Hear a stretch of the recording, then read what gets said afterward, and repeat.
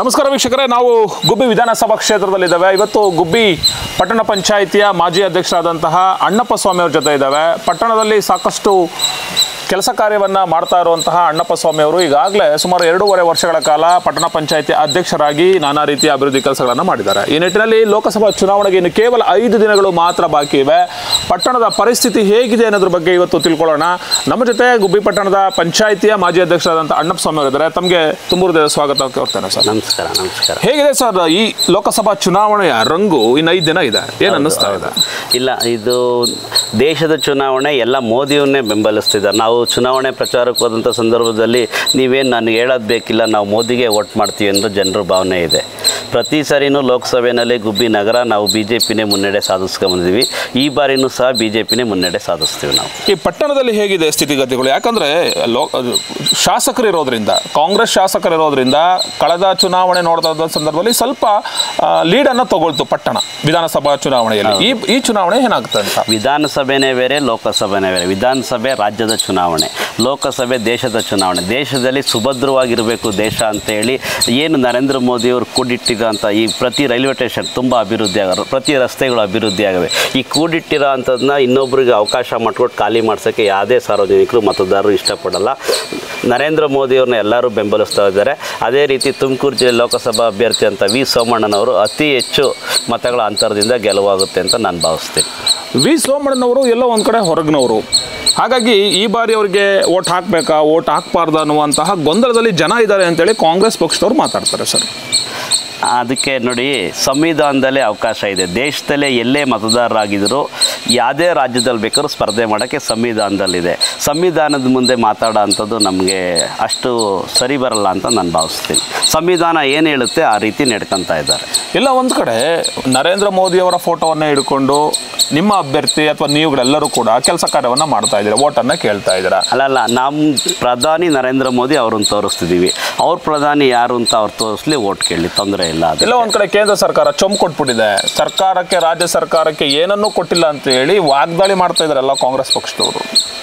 ನೋಡಿ, ಇದು ಚೊಂಬು ಕೊಡೋದು ರಾಜಕಾರಣ ಅಷ್ಟೇ. ಅವ್ರು ಹೇಳಿದ ಅಡ್ವರ್ಟೈಸ್ ನಾನು ಪತ್ರಿಕೆಯಲ್ಲಿ ನೋಡಿದ್ದೀನಿ. ಇದೆಲ್ಲ ಜನರು ಓದಲ್ಲ, ನೋಡ್ತಾರೆ. ಇದು ಫೇಕ್ ಅಂತ ಅವ್ರಿಗೂ ಗೊತ್ತಾಗುತ್ತೆ. ತಾವು ಕೂಡ BJPಯಲ್ಲಿ ಅಧ್ಯಕ್ಷರಾದಂಥವ್ರು. ಸೊ ಆ ಟೈಮಲ್ಲಿ BJP ಪಕ್ಷವೇ ಕೂಡ ಆಡಳಿತದಲ್ಲಿತ್ತು. ಏನೆಲ್ಲ ಕೆಲಸ ಕಾರ್ಯಗಳಾಯಿತು ಅಂತ? ನಗರೋತ್ಥಾನದಿಂದ 5 ಕೋಟಿ ರೂಪಾಯಿ ಬಂತು. ಅದೇ ರೀತಿ ಕಾಂಗ್ರೆಸ್ ಗೌರ್ಮೆಂಟು ಪ್ಲಸ್ JDS ಸಮ್ಮಿಶ್ರ ಇದ್ದಂಥ ಸಂದರ್ಭದಲ್ಲೂ ಮಾನ್ಯ ಶಾಸಕರು ಲೆಟ್ರ್ ಕೊಟ್ಟಿದ್ರು. ಅದೇ ಲೆಟ್ರ್ ಪ್ರೋಸೆಸ್ಸಾಗಿ ಮತ್ತೆ 7 ಕೋಟಿನೂ ಬಂತು. ಒಟ್ಟು ನನ್ನ ಅವಧಿಯಲ್ಲಿ 14 ಕೋಟಿ ಕಾಮಗಾರಿಗಳನ್ನ ಗುಬ್ಬಿ ನಗರಕ್ಕೆ ನಾವು ನೀಡಿದ್ದೀವಿ. ಹಂಗಾಗಿ ಗುಬ್ಬಿ ಅಭಿವೃದ್ಧಿ ಆಗ್ತಾ ಇದೆ. ಇವೆಲ್ಲ ಗಮನಿಸ್ತಾ ಇದ್ದಾರೆ. ಸೋಮಣ್ಣವರು ಗೆದ್ರೆ ಪಟ್ಟಣಕ್ಕೆ ಏನೆಲ್ಲ ಮಾಡ್ಕೊಡ್ತೀವಿ ಅಂತ ಹೇಳಿದ್ದಾರೆ. ಸೋಮಣ್ಣವ್ರು ಗೆದ್ದರೆ ಮೊದಲನೇದಾಗಿ ಗುಬ್ಬಿನ UGD ರೆಡಿ ಮಾಡಿಕೊಡ್ತೀನಿ ಅಂತ ನಾನು ಚುನಾವಣೆ ಪ್ರಚಾರದಲ್ಲಿ ನೇರವಾಗಿ ಹೇಳಿದ್ದೆ. ಜೊತೆಗೆ ರೈಲ್ವೆ ಮೇಲ್ಸೇತುವೆ ಕಾಮಗಾರಿನ ನಾನು ಮಾಡಿಸ್ಕೊಡ್ತೀನಿ, ಸಂಬಂಧಪಟ್ಟರಂತ ಮಾತಾಡಿಸಿ ಮುಂದೆ ಬರೋಂಥ 100 ಹಳ್ಳಿಗಳಿಗೂ ಅನುಕೂಲ ಆಗಂಗೆ ಮಾಡ್ತೀನಿ ಅಂತ ಹೇಳಿದ್ದಾರೆ. ಗುಬ್ಬಿ ತುಮಕೂರು ಜೋಡಿ ನಗರ, ಅವಳಿ ನಗರನೂ ಮಾಡ್ತೀನಿ ಅಂತ ಮೊನ್ನೆ ಪ್ರಚಾರದಲ್ಲಿ ಹೇಳಿದ್ದಾರೆ. ಗುಬ್ಬಿ ತುಮಕೂರು 20 ಕಿಲೋಮೀಟರ್ ಡಿಫ್ರೆಂಟ್ ಇರೋದ್ರಿಂದ ಅವಳಿ ನಗರ ಮಾಡ್ತೀನಿ. ಹುಬ್ಳಿ ಧಾರವಾಡ ಯಾವ ರೀತಿ ಆಗಿದೆ ಅದೇ ರೀತಿ ಗುಬ್ಬಿ ತುಮಕೂರು ಆಗುತ್ತೆ ಅನ್ನೋದು ನನ್ನ ಭಾವನೆ. ಜನರಿಗೆ ಏನು ಹೇಳ್ತೀರಾ? ನಮ್ಮ ಪಟ್ಟಣದ ಜನರಿಗೆ ಏನು ಹೇಳ್ತೀರಾ?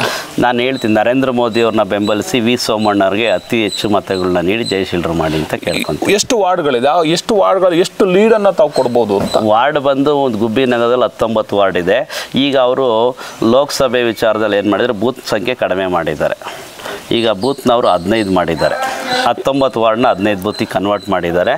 1-2 ಬೂತಲ್ಲೇ ಕೆಲವು ಸಮುದಾಯಗಳು ನಮ್ಗೆ ಓಟ್ ಹಾಕಲ್ಲ, ಅವೆರಡು ಬೂತಲ್ಲಿ ನಾವು ವೀಕ್ ಇರ್ತೀವಿ. ಇನ್ನಿದ್ದಂತೆ ಎಲ್ಲ ಕಡೆಯೂ ನಾವು ಮುಂದೆನೇ ಇರ್ತೀವಿ. ಬಹುತೇಕ ಪಟ್ಟಣ ಪಂಚಾಯತ್ ಎಲ್ಲ ಕೌನ್ಸಿಲರ್ಗಳು ಕೂಡ ವಾಸಣ್ಣವ್ರ ಜೊತೆ ಗುರುತಿಸ್ಕೊಂಡಿರುವಂಥದ್ದು, ಕಾಂಗ್ರೆಸ್ನ ಜೊತೆ ಗುರುತಿಸ್ಕೊಂಡಿರೋದ್ರಿಂದ BJPಯಲ್ಲಿರೋರು 2-3 ಜನ ಮಾತ್ರ ಇರುವಂಥದ್ದು ಎಲ್ಲೋ ಒಂದು ಕಡೆ ಹೊಡೆತ ಅಂತ ಅನ್ನಿಸ್ತಾ ಇಲ್ವಾ? ಖಂಡಿತ ಇಲ್ಲ. ನೋಡಿ, BJPನಲ್ಲಿ 6 ಜನ ಅವರೇ, ಅವ್ರು ಶಾಸಕರು ಇರ್ತಾರೆ, ಅವ್ರಿಗೆ ಪ್ರೀತಿಯಿಂದ ಮಾತಾಡಿಸ್ಬೇಕಾಗುತ್ತೆ.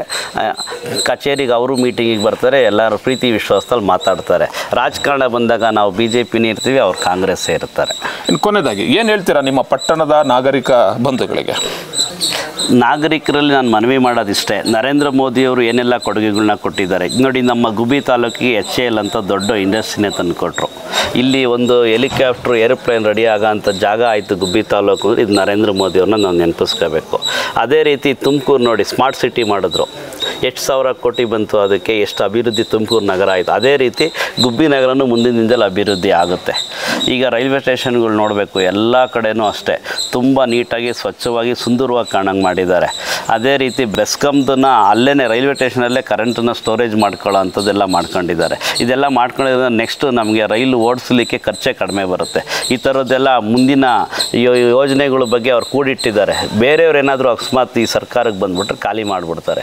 ಅಷ್ಟೇ ನಾವು ಕೇಳ್ಕೊಳ್ಳೋದು ಜನರಿಗೆ. ಆಮೇಲೆ ನೋಡಿ, ಆರೋಗ್ಯದ ಬಗ್ಗೆ ಆಯುಷ್ಮಾನ್ ಭಾರತ್ ಕೊಟ್ಟು 5 ಲಕ್ಷ ರೂಪಾಯಿ ಉಚಿತವಾಗಿ ನಮಗೆಲ್ಲ ಆರೋಗ್ಯದ ಸಮಸ್ಯೆ ಬಂದರೆ ನೋಡ್ಕೊಳ್ಳೋಂಗೆ 1 ವರ್ಷದಲ್ಲೇ ಒಬ್ಬ ಮನುಷ್ಯಂಗೆ 5 ಲಕ್ಷ ತನಕ ಉಚಿತವಾಗಿ ನಮಗೆ ಟ್ರೀಟ್ಮೆಂಟ್ ಇದೆ. ಈ ಥರದವೆಲ್ಲ ಮಾಡೋರು. ಆಮೇಲೆ ಕೋವಿಡ್ ಅಂತ ಸಂದರ್ಭದಲ್ಲಿ ಕೊರೋನಾ ಬಂದ್ಬಿಡ್ತಲ್ಲ, ಅವತ್ತು ಅಕ್ಕಿ ಸ್ಟಾರ್ಟ್ ಮಾಡಿ ಇಲ್ಲಿವರೆಗೂ ಉಚಿತವಾಗಿ ಅಕ್ಕಿ ಕೊಡ್ತಾನೆ ಇದ್ದಾರೆ. ಇಲ್ಲಿಗೆ 3ನೇ ವರ್ಷ ನಡೀತಾ ಇದೆ. ಇಲ್ಲಿವರೆಗೂ ಈ ಚುನಾವಣೆ ಮುಗಿಯೋವರೆಗೂ ಅವತ್ತೇ ಹೇಳಿದ್ರು ಅವರು, ಅಕ್ಕಿನ ನೀಡ್ತೀವಿ ನಾವು ಗರೀಬ್ ಕಲ್ಯಾಣ ಯೋಜನೆಯಲ್ಲಿ. ಇವತ್ತಿವರೆಗೂ ಅಕ್ಕಿ ಕೊಡ್ತಿದ್ದಾರೆ.